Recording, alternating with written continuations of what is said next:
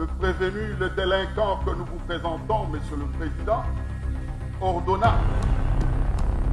Allez les condamner à la peine de 10 ans de travaux forcés. Cette peine de 10 ans de travaux forcés sera assortie de l'interdiction du droit de vote et du droit d'éligibilité pendant 10 ans. Vous allez aussi, Monsieur le Président, honorable membre de l'Auguste Cour, l'interdire d'accéder aux fonctions publiques, quel qu'en soit l'échelon. Je subis la même injustice.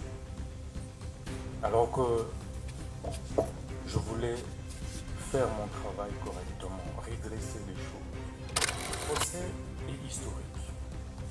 Historique, Monsieur le Premier Président, parce que il me rappelle autant d'autres procès historiques, notamment celui de Patrice Emery Lumumba en 1956.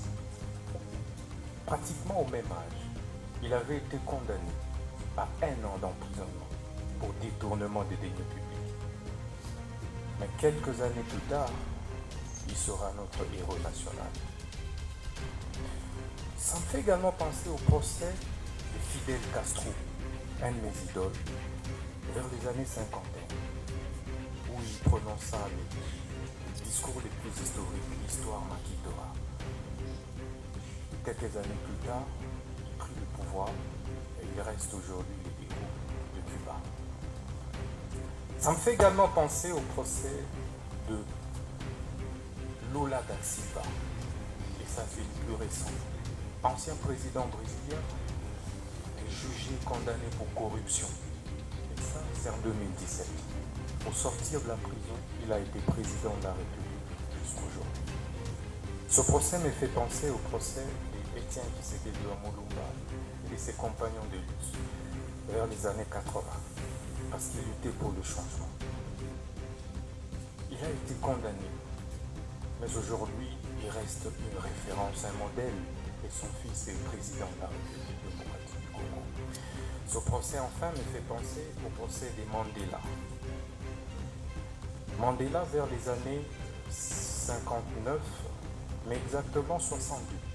En 62, il a été condamné injustement. Et il a fait 27 ans en prison. Mais il sort de là, président de la République d'Afrique du Sud. Monsieur le Président, vous verrez que c'est pratiquement aux mêmes âges, c'était pratiquement à mon âge, que tous ces grands leaders ont connu des procès injustes. Et c'est ça qui construit ma conviction et qui m'a construit ce mental d'acier de faire face à cette épreuve que je ne conseillerais et souhaiterais à personne dans la vie, même pas au ministère public, parce que ça m'a déchiré. Parce que ça m'a détruit intérieurement.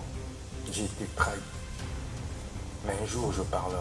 Je suis un homme d'État, je me tais.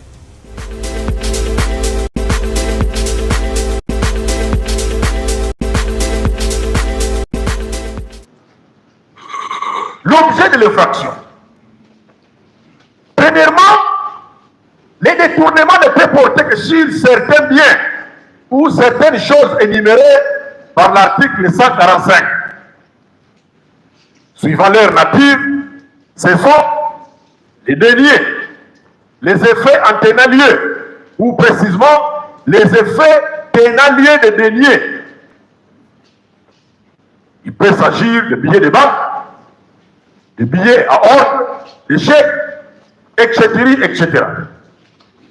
Des actes ou des effets mobiliers.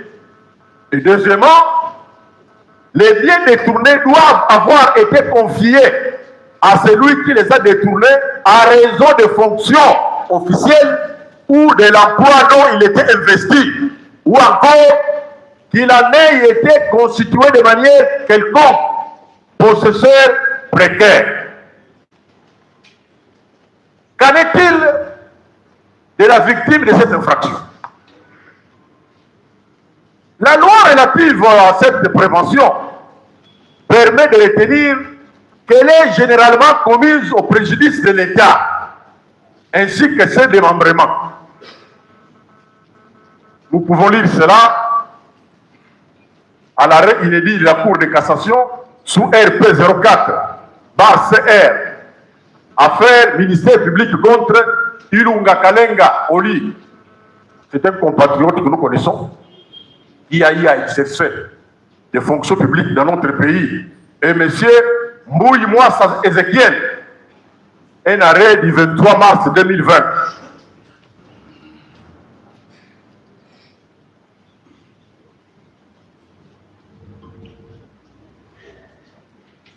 Qu'en est-il de l'acte incriminé? L'acte incriminé est le détournement, compris comme le fait pour l'agent de disposer de ses biens comme s'il lui appartenait, qui se consomme instantanément. Dès que l'objet quitte la droite voie, c'est-à-dire la place qu'il doit occuper à tel moment. Nous allons revenir sur cet acte incriminé. Parce qu'on se fait beaucoup de confusion. Non, ce n'est qu'une tentative. Non, mais l'argent est là. L'acte incriminé est le détournement, compris comme le fait pour l'agent de disposer de ses biens comme si lui appartenait, qui se consomme instantanément dès que l'objet quitte la droite voie, c'est-à-dire la place qu'il doit occuper à tel moment. Dès que l'argent quitte le compte de l'État, après avoir escamoté beaucoup de procédures, après avoir violé plusieurs lois, cet argent atterrit dans un compte privé. À ce moment-là, c'est le détournement. C'est ça l'acte qui est criminel. L'intention criminelle, c'est-à-dire l'intention frauduleuse, qui signifie que l'auteur doit avoir pour but de procurer, soit à lui-même, soit à autrui, un avantage quelconque au préjudice d'autrui. Un contrat conclu sur une base de motifs illicites ou abusivement rattaché est nul et de nul effet. Nous allons citer par exemple le professeur Jean-Louis Sambo dans son livre Droit congolais des marchés publics, dans les éditions L'Harmattan,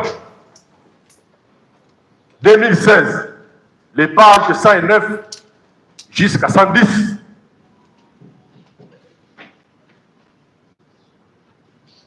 De même, il est aussi connu, nous tous qui avons appris le droit, que l'infraction de détournement ne limite pas à l'appropriation matérielle des biens publics. Non!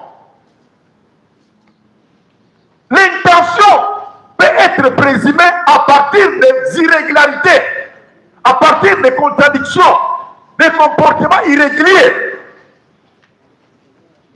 Quand quelqu'un qui a appris le droit, qui pratique le droit, qui enseigne le droit, de manière délibérée, escamote les procédures prévues par la loi sur les marchés publics, raconte des mensonges, vous pensez venir dans la gestion des affaires publiques pour vous enrichir. Nous allons veiller sur vous. Monsieur le Président, c'est le travail que nous faisons. C'est toujours à titre pédagogique, c'est votre cours qu'il a fait.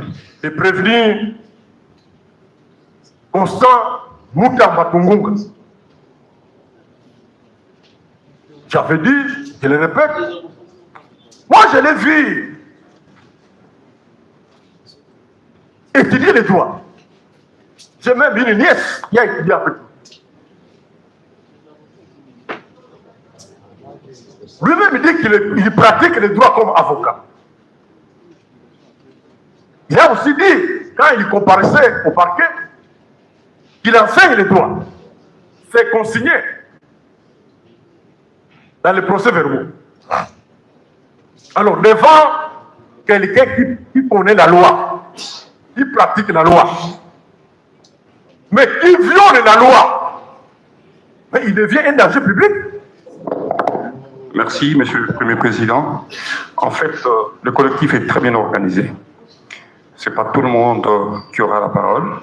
Nous avons scindé, on a 4 équipes, et chaque équipe aura une personne qui va exposer. Mais s'il y a des répliques, nous allons voir comment on va coordonner. De toute façon, on s'est organisé en fonction de cela pour que l'on évite des redites. Nous avons suivi avec un intérêt particulier les ministères publics, le procureur général près la Cour de cassation. Par moments, on s'est posé beaucoup de questions. Si on est dans la même affaire où le ministère public a une affaire à lui et que nous sommes avec la Cour dans une autre audience.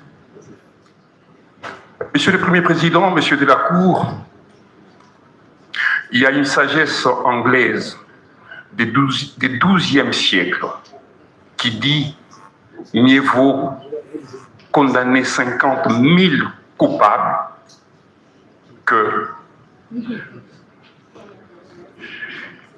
mieux vaut acquitter 50 000 coupables que de condamner un innocent. Ça, c'est la sagesse anglaise du XIIe siècle. Ils sont un, le ministère public, sur base du principe de l'unicité.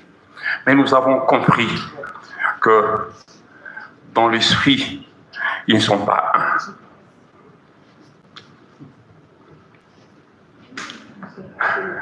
Le premier qui a commencé la plaidoirie et le réquisitoire avait des phrases très profondes. On s'est posé des questions s'il avait un problème particulier avec notre client. Mais il s'est référé à la Cour. Il dit, à vous seuls, de dire le droit. C'est que le ministère public voit ses limites. C'est pour cela qu'il sollicite auprès de votre cour, votre haute cour, de dire les droits. Les latinistes disent « Donne-moi les faits, je te donnerai les droits. D'amici factum tibi ius. » En fait, le montant de 8 millions à la disposition du gouvernement, mais géré par le ministère de la Justice, c'est un montant distinct des sommes qui reviennent à Frivao. Frivao, peut-être que les gens pensent que Frivao est une marque de véhicules. Non, Frivao n'est pas une marque de véhicules.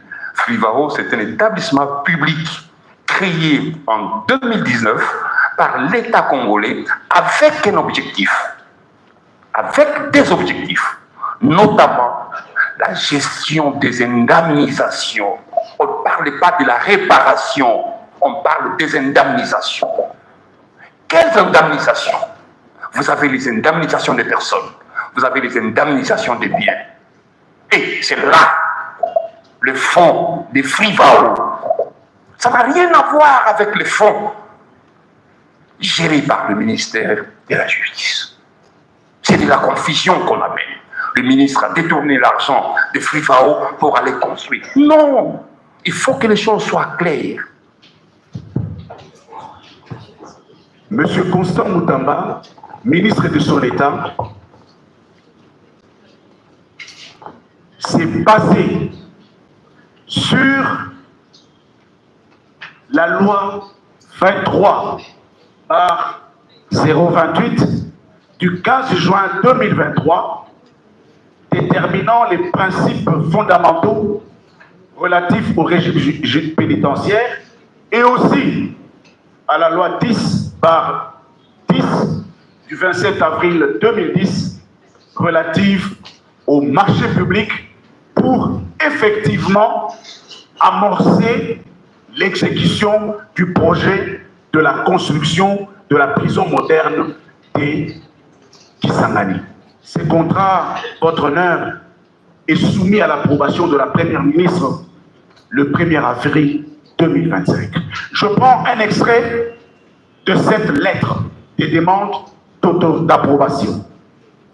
J'ai l'honneur de vous transmettre pour approbation le contrat de gré à gré que le ministère de la Justice vient de signer avec l'entreprise Sion Construction SARL. Votre honneur, le 3 avril, le plaidant, votre prévenu, demande l'intervention de l'inspecteur général des finances pour une mission de contrôle. Nous allons développer suffisamment dans notre note le contenu du contrôle et de la surveillance. Il demande aux gendarmes financiers de la République de venir assurer le contrôle de tout le projet, de projets déjà financés et ceux en cours. Et je crois qu'il a oublié de dire ceux à venir. Dans les mêmes ordres d'idées, nous sommes le 14 avril. Le plaidant, votre prévenu, votre honneur, émet un ordre de service qu'il adresse à la société Sion. Après l'exécution de cette peine, vous allez aussi, Monsieur le Président, honorables membres de l'Auguste Cour, l'interdire d'accéder aux fonctions publiques, quel qu'en soit l'échelon. Vous allez aussi les priver du droit à la condamnation ou à la libération conditionnelle et à la réhabilitation.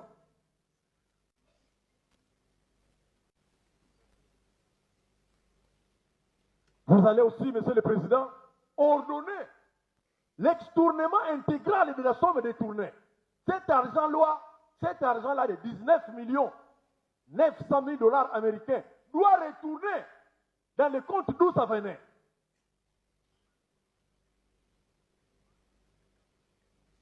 Si vous le faites, Monsieur le Président, honorable membre d'Auguste Cour, en mettant les frais de justice à sa charge, alors, justice sera faite. Nous avons dit, Monsieur le Président.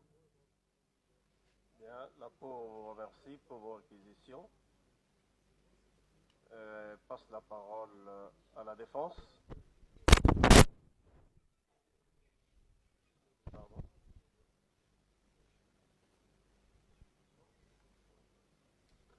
Monsieur le bâtonnier, je ne sais pas comment vous qui gérez oui. Vous êtes organisé en termes de timing, en termes d'intervention, ou bien c'est tout le monde qui intervient quand il voudra?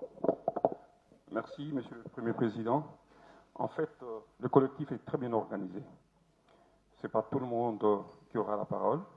Nous avons scindé, on a 4 équipes, et chaque équipe aura une personne qui va exposer. Mais s'il y a des répliques, nous allons voir comment on va coordonner. De toute façon, on s'est organisé en fonction de cela pour que l'on évite des redites. Ce serait une bonne chose, Monsieur le bâtonnier. La Cour vous passe la parole. Merci. Monsieur le Premier Président, Messieurs les membres de la composition,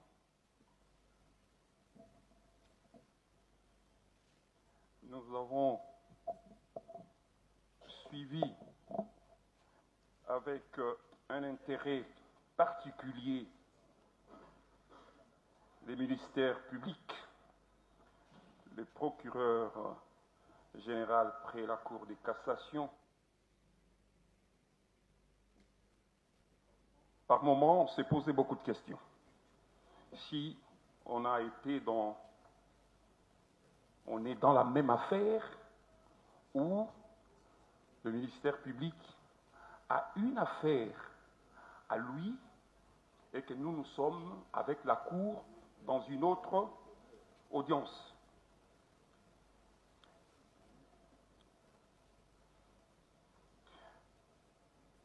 Monsieur le Premier Président, Monsieur de la Cour,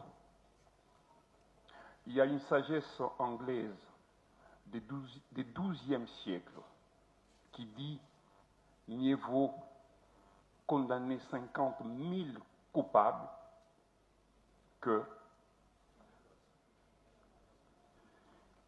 mieux vaut acquitter 50 000 coupables que de condamner un innocent. » Ça, c'est la sagesse anglaise du XIIe siècle. Mieux vaut acquitter plus de 50 000 coupables que de condamner un innocent.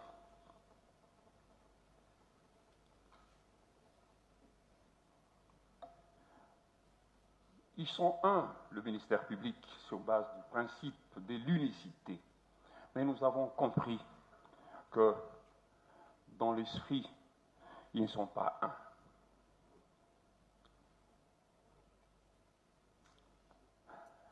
Le premier qui a commencé la plaidoirie et le réquisitoire avait des phrases très profondes. On s'est posé des questions s'il avait un problème particulier avec notre client. Mais il s'est référé à la Cour. Il dit, à vous seuls, de dire le droit. C'est que le ministère public voit ses limites. C'est pour cela qu'il sollicite auprès de votre cour, votre haute cour, de dire les droits. Les latinistes disent « Donne-moi les faits, je te donnerai les droits. Dammici factum tibi ius. Dabo ius. » Il continue en disant « Messieurs de la Cour, l'histoire vous regarde. L'histoire nous regarde. Ce n'est pas la Cour seulement. Nous tous, et le ministère public, et la Cour, et la partie défense. L'histoire nous regarde. Et il dit que l'histoire vous jugera. L'histoire nous jugera, nous tous. Et l'histoire a commencé à juger. La manière dont l'instruction a été menée dans cette affaire, l'histoire est convaincue. C'est la première fois, dans une affaire comme celle-ci, vous avez un ministère public qui fait citer plus de 10 personnes. C'est la première fois. Ça n'a jamais existé. Vous devez prendre son temps, instruire à son aise, saisir votre juridiction de jugement, pour ne pas dire votre cour. Le prévenu, le délinquant que nous vous présentons, Monsieur le Président, ordonna